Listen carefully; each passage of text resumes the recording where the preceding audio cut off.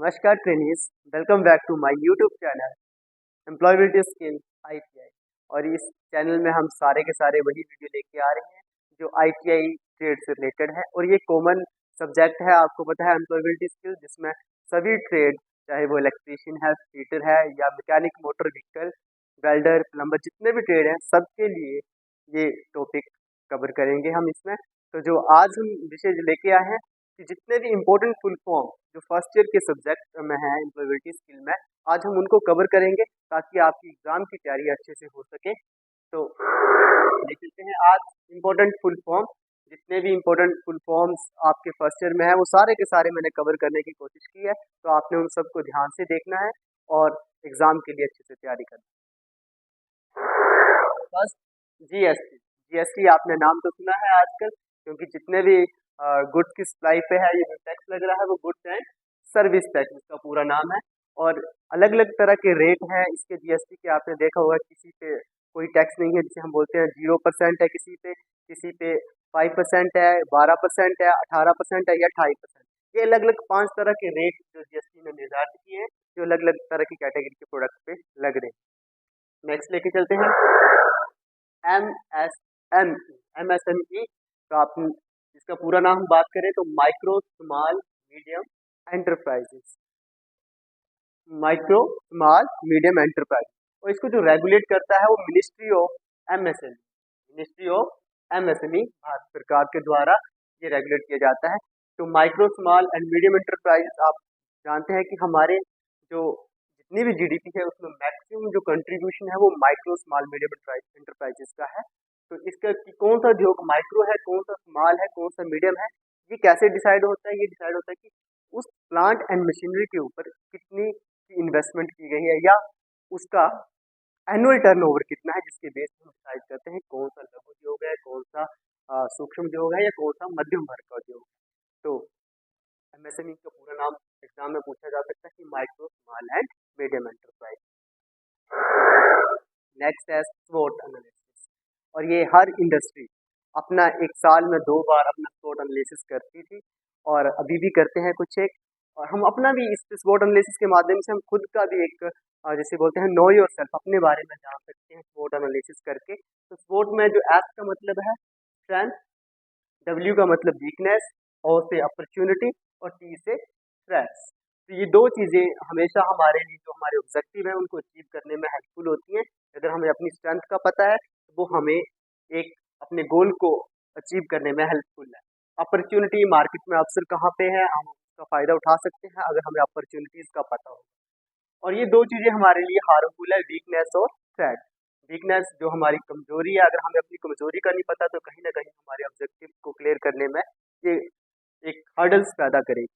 Threats, अगर हमें in future जो चुनौती हमारे सामने आने वाली है उस चुनौती के बारे में हम अवेयर नहीं है तो कहीं ना कहीं ये एक बैड इफेक्ट हमारे गोल अचीविंग पे डाले। तो इसलिए हमें स्वोट एनालिसिस करके हम अपनी स्ट्रेंथ, अपॉर्चुनिटीज और वीकनेस और थ्रेट्स का पता लगा सकते हैं। अगर हमें अपनी वीकनेस और थ्रेट्स का पता होगा तो हम उसको इम्प्रूव करने के लिए कोई ना कोई कोशिश करेंगे ताकि हमारी जो इन फ्यूचर थ्रेट है उसका इफेक्ट जो है उसको कम किया जा सके। तो पेपर में क्वेश्चन आ जाता है कि वोट में एस का क्या मतलब है, तो आपको पता है एस से स्ट्रेंथ, डब्ल्यू से वीकनेस, ओ से अपॉर्चुनिटीज और टी से threats.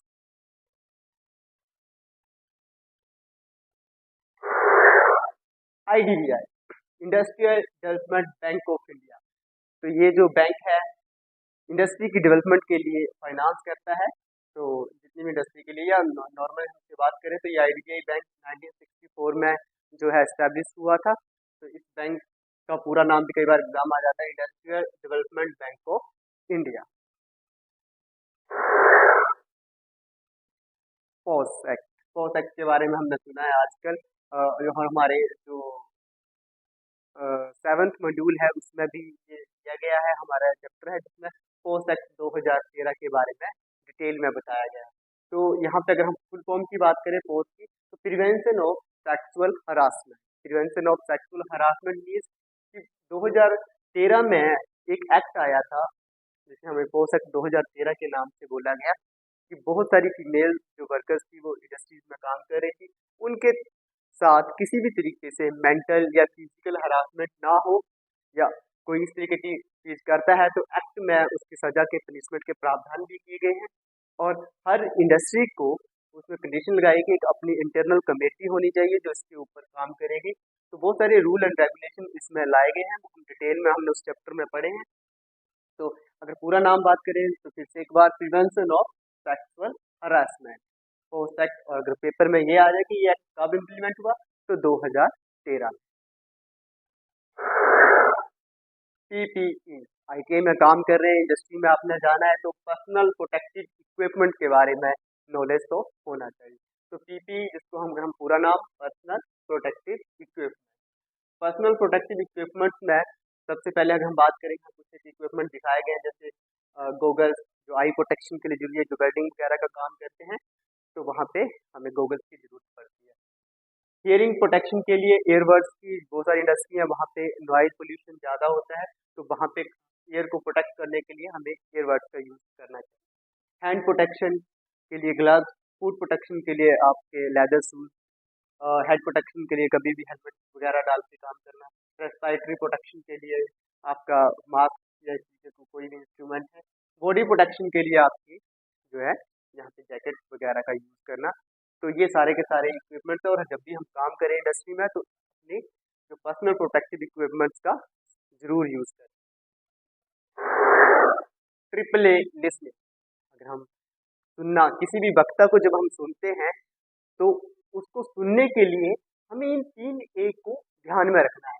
Attitude, attention and adjustment. Paper में ऐसे आ जाता है कि ट्रिपल ए में कौन सा ए है या कौन सा नहीं है, तो वहां से ऑप्शन आपको पता है कि 3 जो ए है, एटीट्यूड, अटेंशन और एडजस्टमेंट। तो ये जरूरी है कि जब हम किसी वक्ता को सुन रहे हैं, किसी भी स्पीकर को सुन रहे हैं, तो उसके लिए हमारा दृष्टिकोण पॉजिटिव हो, हमारी अटेंशन, हमारा ध्यान वहाँ पे हो, हम किसी भी सिचुएशन में है अपने आप को एडजस्ट करने वाले। तो ये ट्रिपल ए हम डिटेल में भी करेंगे, पर आज इसका full form attitude, attention and adjustment. Next, 3R of energy conservation. 3R of energy conservation आपने देखा कि फर्स्ट आर से हम reduce, second reuse, third recycle. अगर हमने एनर्जी को कंजर्व करना है तो इन 3R's की हेल्प से हम एनर्जी कंजर्वेशन कर सकते हैं। रिड्यूस मीन वेस्टेज को कम करना है कि कम से कम वेस्टेज होगा, तो हमें रॉ मटेरियल की ज़्यादा जरूरत नहीं पड़ेगी, इसलिए हमने वेस्टेज को रिड्यूस करना है। रीयूज, कि कोई भी ऐसा सामान हम यूज़ करें जिसका बार बार यूज, ये नहीं कि एक बार यूज़ किया उसको थ्रो आउट कर दिया, फेंक दिया।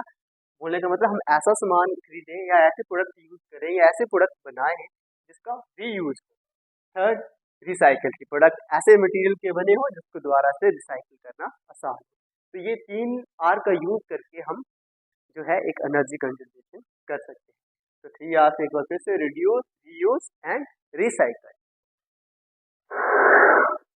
4C of good customer relationship, ये 4 चीज़ हैं जो एक अच्छे कस्टमर रिलेशनशिप बनाने में हमें हेल्प करते हैं कि कस्टमर के साथ एक बॉन्डिंग अच्छी रहे, बार बार कस्टमर हमारा लॉयल बने, है ना। तो इसके लिए हमें first connect, create, confirm and commit, ये 4 चीज़ हैं जिसे हम यूज करते हैं कस्टमर रिलेशनशिप में।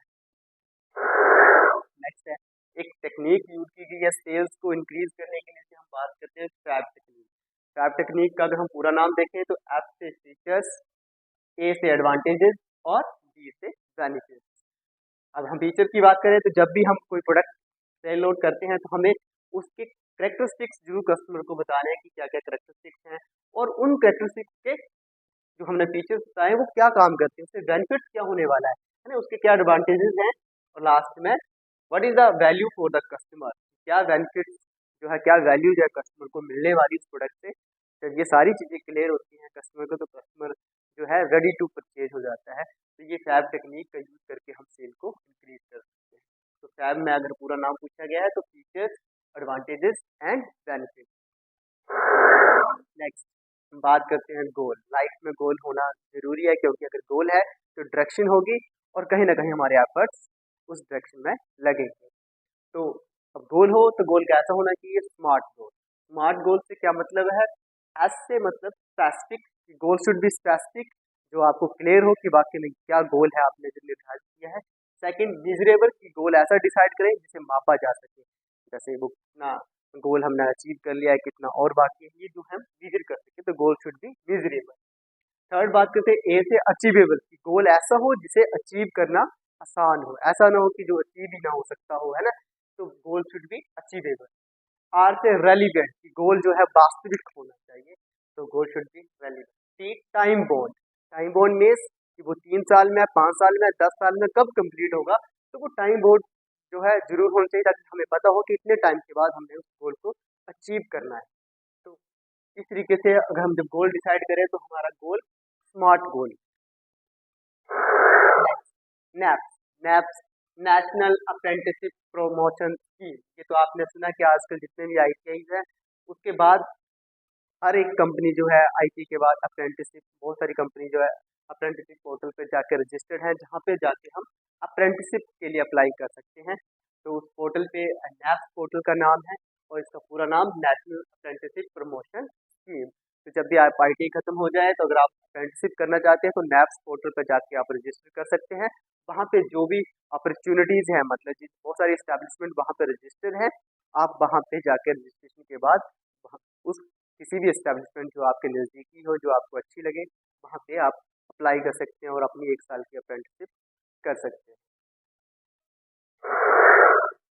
असीम, आत्मनिर्भर स्किल्ड एम्प्लॉय एम्प्लॉयर मैपिंग, ये भी एक बहुत अच्छी स्कीम है, या स्कीम एक बहुत अच्छा पोर्टल है, जहाँ पे जाके हम वहाँ पे एम्प्लॉय भी और एम्प्लॉयर भी दोनों जो है वहाँ पे रजिस्टर होते हैं, और डिमांड और सप्लाई को पूरा करते हैं।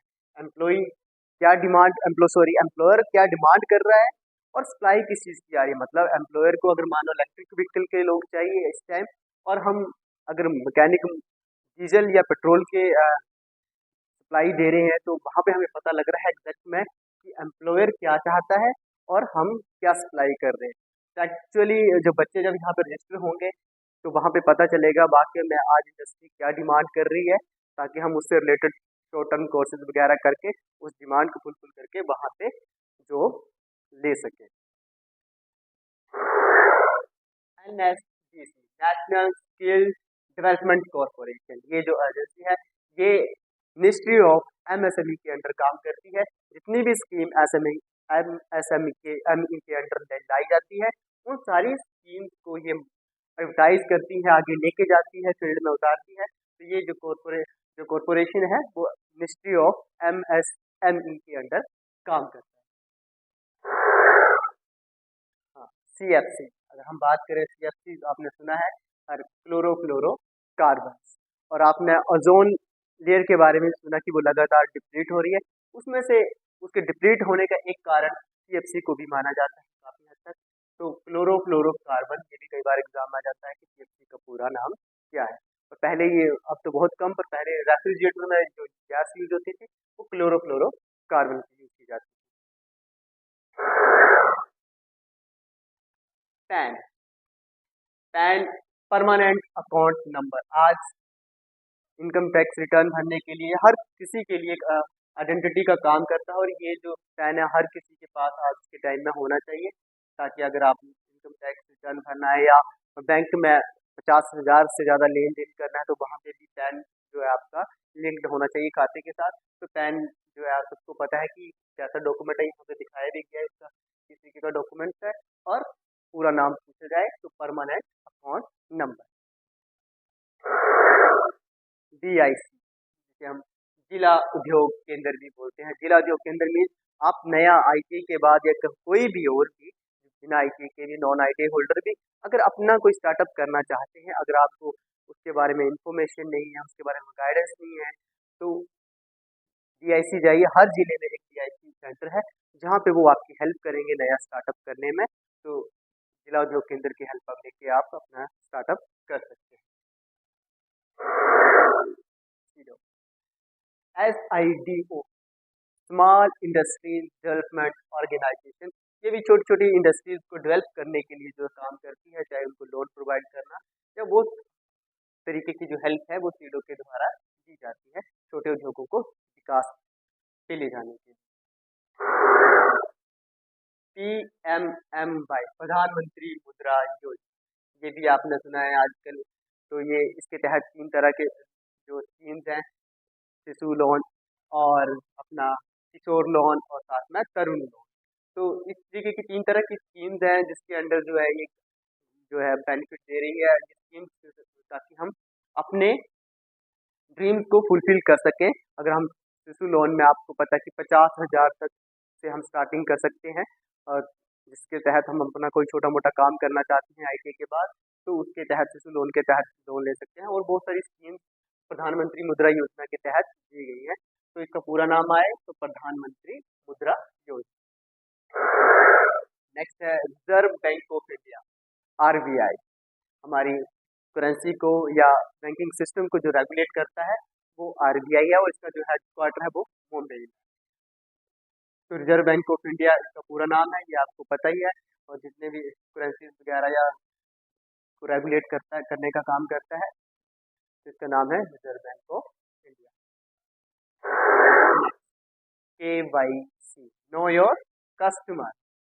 ये तो आजकल आप सब देख रहे हैं कि थोड़े दिन पहले आपने बिजली की केवाईसी करी, बिजली मीटर की, फिर हम साथ में राशन कार्ड के लिए जो है उन्होंने भी हमारी केवाईसी करवाई। तो हर कोई अपनी केवाईसी करा रहा है। बैंक में तो पहले से होती आ रही है, वो आधार कार्ड वगैरह हमारा लेते हैं इन्फॉर्मेशन, ताकि जिसमें ये सारी चीज़ें address, phone number, name, date, signature, Aadhaar card, email address, ये सारी चीज़ें डिटेल लेते हैं अपने कस्टमर के बारे में, जिससे अपने कस्टमर को जान सके, है ना, पूरी की पूरी डिटेल कस्टमर के बारे में। तो अगर पेपर में आ जाए कि केवाईसी का पूरा नाम क्या है, तो know your customer. National small industry corporation, national small industry corporation, ये NSIC भी छोटे छोटे उद्योगों को डेवलप करने के लिए, छोटे छोटे उद्योगों को आगे उठाने के लिए जो है ये काम करता है। तो इसका पूरा नाम अगर पेपर में आए तो national small industry corporation. NABARD, national bank for agriculture and rural development, ऐसा बैंक जो एग्रीकल्चर एंड रूरल, ग्रामीण इलाकों के विकास के लिए काम करता है, या कई तरह की स्कीम्स लेके आते हैं ताकि हमने खेती बाड़ी को बढ़ाना है, तो उससे रिलेटेड कोई लोन या इस तरीके की सुविधाएं ये बैंक प्रोवाइड करता है। तो ग्रामीण इलाकों में चाहे सड़क है या और तरह की किसी भी तरह की स्कीम्स है जिसके माध्यम से उस ग्रामीण इलाके को डेवलप करना है, तो नबार्ड जो है उस क्षेत्र में काम करता है। तो अगर पूरा नाम पूछा जाए तो national bank for agriculture and rural development. Next है CPR, कार्डियोपल्मोनरी रेसिस्टेशन। तो इसमें हम देख रहे हैं कि आपको प्रोसेस पूरा बताएगा कि पहले इमरजेंसी नंबर पे कॉल करना है, फिर वाइटल साइन के लिए चेक करना है, ब्रीथिंग के लिए उसका ब्रीथिंग चेक करनी है, उसके बाद गिव रेस्क्यू ब्रीथ, अगर ब्रीथ की जरूरत है तो रेस्क्यू ब्रीथ, फिर perform CPR, then turn on side, उसको एक साइड पे लेटाना है। पर ये जिसे CPR देने में ट्रेनिंग ली है, जो जानता है वही CPR दे तो बेहतर रहता है। जिसको नहीं पता है वो ना सीखने की कोशिश करे, क्योंकि ये CPR उस टाइम दिया जाता है जब अगर मरीज की जो दिल की धड़कन जो है ना आ रही हो, कम हो, तो उस समय हमें CPR की जरूरत पड़ती है। तो ये वही लोग ट्राई करें जिसको इसके बारे में नॉलेज हुआ है। नेक्स्ट है GDP, growth domestic product, GDP। किसी भी कंट्री की ग्रोथ को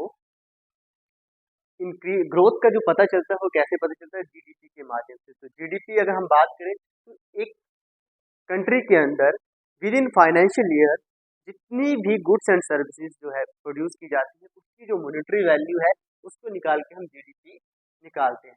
तो जो अगर हम नॉर्मल से अगर हम पेपर में क्वेश्चन आता है कि GDP का पूरा नाम क्या है, तो ग्रोथ डोमेस्टिक प्रोडक्ट।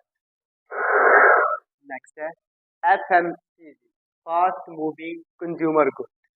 ये वो गुड्स हैं, एक तो वो जो इनका जो है एक्सपायरी डेट जल्दी आ जाती है, क्योंकि इसकी 5-6 महीने साल इस तरीके के होते हैं, और ये फटाफट यूज़ होने वाला और रेगुलर यूज़ होने वाली प्रोडक्ट है। चाहे आपका पेस्ट है या कोई सॉस है या कोई मिल्क है, घी है, इस तरीके के जितने भी प्रोडक्ट हैं खाने पीने से रिलेटेड हो सकते हैं, या और भी कई तरह के प्रोडक्ट हैं जो जल्दी, मतलब बहुत, एक तो उसकी एक्सपायरी डेट कम होती है, ऊपर से हमें बहुत जल्दी जल्दी वो यूज़ करने पड़ते हैं, मतलब ज़रूरत पड़ती है, डेली रूटीन में उनकी ज़रूरत पड़ती है। हम ऐसे प्रोडक्ट को फास्ट मूविंग कंज्यूमर गुड्स बोलते हैं। तो अगर पेपर में पूरा नाम पूछा जाए कि FMCG का पूरा नाम, तो कंज्यूमर गुड्स, ये भी पूछ सकते हैं कि ये जो प्रोडक्ट है जैसे बिस्किट है, ये कौन सा प्रोडक्ट है, ये एफएमसीजी आता है कि नहीं आता है। तो हमें पता होना चाहिए कि रूटीन में डेली यूज में जो भी हम प्रोडक्ट है चाहे खाने पीने से संबंधित है जितने भी, तो वो सारे के सारे एफएमसीजी प्रोडक्ट कहलाते हैं जो हमें डेली यूज के लिए।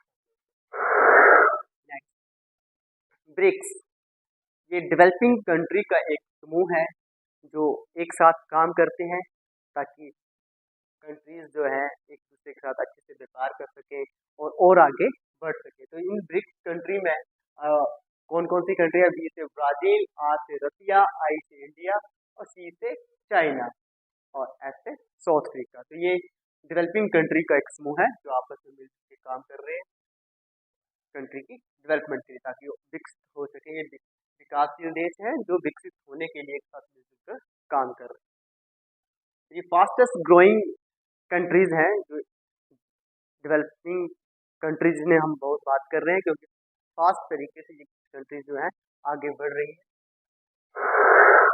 Next, UVP. UVP mean unique value proposition. Unique value proposition का यूज करना है कि हम जो प्रोडक्ट लेके आ रहे हैं उसमें कुछ ना कुछ यूनिक वैल्यूज का प्रपोजिशन हो ताकि कस्टमर को लगे ये प्रोडक्ट मैं क्यों खरीद रहा हूँ क्योंकि इसमें ये यूनिक वैल्यूज है। तो अगर पेपर में आए कि यूवीपी का पूरा नाम क्या है तो यूनिक वैल्यू प्रपोजिशन। नेक्स्ट है COGS. COGS means cost of goods sold. जो गुड्स हम बना रहे हैं उसको जब हमें बेचना है तो उसको बनाने का जो कॉस्ट है ना, तो वो कितना आ रहा है तो उसको हम कैलकुलेट करते हैं। जैसे एग्जाम्पल दिया गया बिगिनिंग इन्वेंट्री प्लस परचेजेस, जो भी हमने परचेजेस किए उस प्रोडक्ट को बनाने के लिए, जो पहले की इन्वेंट्री बची हुई थी हमारे पास, तो उसको माइनस करते हैं कि जो हमारे पास प्रोडक्ट बनाने के बाद इन्वेंट्री बच गई उसको माइनस करके जो वैल्यू आती है उसको हम सीओजीएस बोलते हैं। तो पूरा नाम cost of goods sold. EPF, employ provident fund, ये तो आपने सुना है। जो भी इंडस्ट्री में हम काम करने जाएंगे तो ईपीएफ हमारा करता है, जो हमारा एक एम्प्लॉय का जो ईपीएफ करता है वो उसका बेसिक सैलरी का 12% और उतना ही शेयर जो है एम्प्लॉयर डालता है। तो ये एक हमारे भविष्य के लिए जो एक फंड इकट्ठा हो जाता है ताकि इन फ्यूचर हमें कभी इकट्ठे पैसे की जरूरत पड़े तो हम ईपीएफ से विड्रॉ कर सकते हैं। तो ईपीएफ का अगर पूरा नाम आए तो एम्प्लॉय प्रोविडेंट फंड। और ये जो एक्ट बनाया गया था, एक कानून बनाया गया था, तो ये जो एक्ट बना था ईपीएफ एक्ट, इसे हम 1952 भी बोलते हैं। तो ये जो एक्ट बना था 1952 में, 1952 में ये एक्ट बना था। Next, PDCA. PDCA means continuous improvement. अगर लगातार हमें अपनी इंडस्ट्री में अपने वर्क प्लेस में सुधार करना है तो हम पीडीसीए साइकिल को अडॉप्ट करते हैं। पीडीसीए का अगर पूरा नाम बोलेंगे 4 स्टेजेस है, तो plan, do, check, act. Plan, do, check, act. ताकि इस तरीके से अगर हम काम करेंगे तो हम लगातार जो है अच्छी इम्प्रूवमेंट अपने वर्क प्लेस पे कर सकते हैं। नेक्स्ट, 5S कंसेप्ट, ये भी सुना है, एक जापानी टेक्निक थी जहाँ जापान में से एज ए हाउसकीपिंग इस टेक्निक को यूज किया जाता था ताकि वर्क प्लेस पे अच्छे से मैनेज करके वर्क प्लेस पे जो है प्रोडक्टिविटी को बढ़ाया जा सके, प्रोडक्ट की क्वालिटी को इंक्रीज किया जा सके और वर्क प्लेस पे सेफ्टी को मेंटेन किया जा सके, जिसके लिए हम 5S कंसेप्ट का यूज करते हैं। तो 5S में फर्स्ट है sorting, set in order, shine, standardise और सस्टेन। इन 5 चीज़ों को यूज करके हम जो है वर्क प्लेस को प्रॉपर तरीके से मैनेज कर सकते हैं ताकि वर्क प्लेस देखने में अच्छा लगे, जो भी टूल इक्विपमेंट मशीनरी है वो प्रॉपर अपने स्थान पे व्यवस्थित तरीके से रहे और साफ सुथरी रहे ताकि काम करने में एम्प्लॉय का वहाँ पे मन लगा रहे और जो प्रोडक्शन है वो भी इंक्रीज हो और क्वालिटी के प्रोडक्ट मार्केट में। Next, ISO. आईएसओ का अगर हम पूरा नाम बोले तो International Organisation for Standardisation. ISO अभी तक 165 के अराउंड जो कंट्री है इसकी मेंबर है जैसे, और जो आईएसओ को फॉलो कर रहे हैं, मतलब जो भी वो प्रोडक्ट बनाएंगे जिसमें भी आईएसओ कंट्री के साथ ट्रेड करना है तो उनको वो प्रोडक्ट आईएसओ स्टैंडर्ड के अकॉर्डिंग ही बनाने पड़ेंगे। तो उन्होंने एक मानक तय किए होते हैं कि जो प्रोडक्ट है इन स्टैंडर्ड के अकॉर्डिंग बनेगा। ये सारा कुछ रेगुलेट करता है आईएसओ। तो आईएसओ का पूरा नाम कई बार एग्जाम आ जाता है तो इसका पूरा नाम आप एक बार फिर से, International Organisation for Standardisation. 3 P's of public speaking. अगर आप पब्लिक स्पीकिंग करना चाहते हैं, अच्छे से करना चाहते हैं, तो सबसे पहले इन 3 चीज़ को ध्यान में रखना। फर्स्ट, प्रिपेयर, जो भी आप लेके जा रहे हैं, जहाँ पे भी आपने बोलना है, तो उससे पहले उस कंटेंट को प्रिपेयर करना है, कंटेंट इकट्ठा करना है ना? कहाँ से इकट्ठा करना है, उसको कैसे ऑर्गेनाइज करना है, वो सारा कुछ प्रिपेयर में। उसके बाद उसको प्रैक्टिस करनी है ना? घर उससे मतलब परफॉर्म करने से पहले उसको प्रैक्टिस करनी है, तब जाके उसको अच्छे से परफॉर्म करना है। ये पब्लिक स्पीकिंग के 3 चीज़ हैं, जिसका अगर पूछा जाए तो prepare, practice and perform. Next, ABC of first add. ABC of first add, इसमें ए का था एयरवे, बी से ब्रीथिंग और सी से सर्कुलेशन। इस तरीके से ये यहाँ पे दिखाया गया है। सबसे पहले इसे डॉक्टर्स एबीसीडी बोलते हैं। तो जहाँ पर डॉक्टर का मतलब डेंजर रिस्पॉन्स, और जहाँ पे एयरवे, यहाँ पे ब्रीथिंग दी जा रहा है, और यहाँ पे सर्कुलेशन। तो ये अगर पूरा नाम आए एबीसी ऑफ फर्स्ट एड, तो airway, breathing and circulation. International Labour Organisation ILO, ये ऑर्गेनाइजेशन 1919 से चल रही है।